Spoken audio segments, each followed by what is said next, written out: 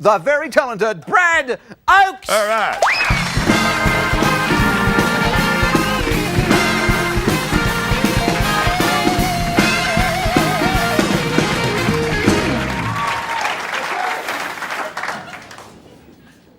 Now, I joined the gym because I thought I'm coming on telly, I want to lose a bit of weight.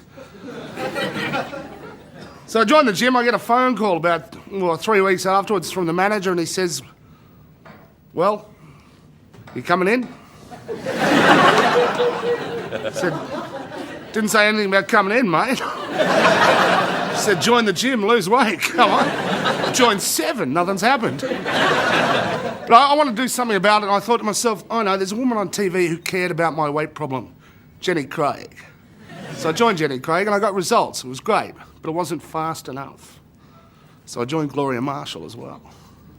And I joined Weight Watchers, Nutrisystem, Diet Plan, Life Be In It.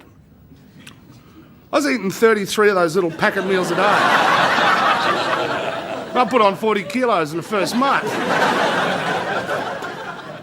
You know, I caught the tram here tonight. I noticed on the tram, when you pull the cord on the tram, this stops the tram. This, of course, filled me with an immense sense of power. So I did it all the way here. Ding, ding, ding. Yeah, it's me. Finally, the driver gets on the microphone. He says, "Mate, could you not pull the cord unless you're getting off?" I was getting off.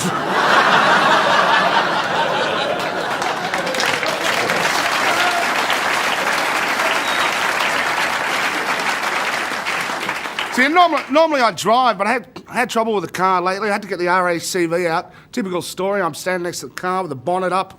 The bloke pulls up in a little breakdown van. He says, "What's the problem, mate?" And I said, "Can't shut the bonnet." Of course, I do that 3 times a year. Get my money's worth. I'm a little bit uncomfortable here at the moment. I got a new tattoo last week. I can't show you. It's a bit sort of horrible, but I got Calvin Klein tattooed all around my waist.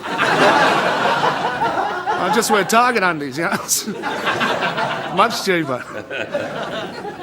But seriously, sort of a get to know you sort of thing. I grew up on a farm for the first 5 years of my life.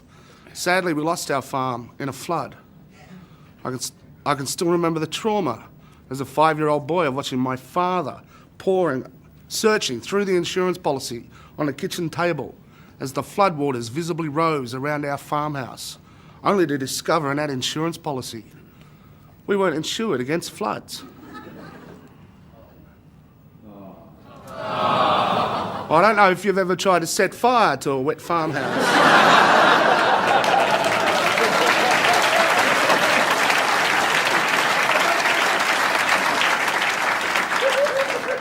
Pretty tricky, though. But I know, and people always say, what's the point of learning geography at school? And I think, well, you know, I liked it, but I always wondered what was the point of doing gym, right? Because in my adult life, I've not done one somersault ever.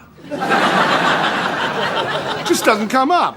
Hey, Brad, we're having a party in Portsea. You coming? I go, well, we'll be doing somersaults. No, I'm not going. What about that rope thing? You know, what was the rope? You know, the rope you climb up? I'm thinking to myself, well, it's the landlord. Quick, up the rope. Strange. When I was a kid, I was talking about this before, we moved to the city and my dad, he was a good man, he could make something out of nothing. He gave us a very special present. He gave us a kite. But it wasn't a normal kite, right? He wanted this kite to last. So he got up on a ladder and painted the kite on the side of the roof of the house. Like it didn't go anywhere. But when we wanted to play with it, we just ran away from the house.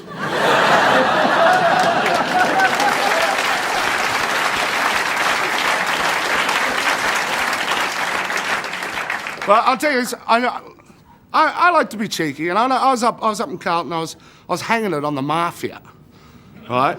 Yeah, I was going, blokes with no neck. And anyway, they retaliated in that very brutal way the mafia have. They waited until I was asleep in my bed, and then they bunged a horse's head in my bed. You know, the mafia does this. That's their way of giving you a warning, right? Because they're too stupid to write a note. Damn, Brad, get me a horse. And I've woken up with the gruesome outline of a severed horse's head under my doona. And I've looked at it and I've gone, oh, I've eaten nearly a whole horse. Thank you very much, people. Cheers.